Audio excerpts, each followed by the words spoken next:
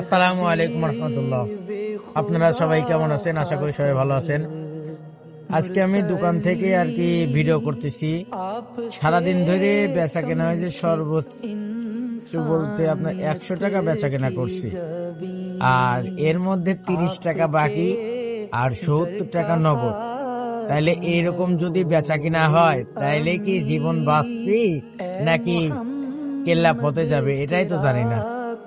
যাই হোক, যাতে বেচা কিনা হয় এই জন্য আপনারা দোয়া করবেন, আর সবার জন্য আমরা নিজেরাও দোয়া করব।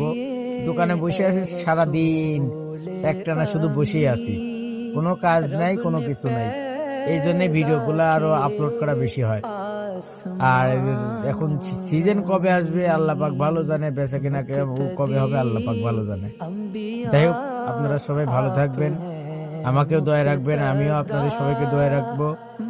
আসসালামু আলাইকুম রহমতুল্লাহ।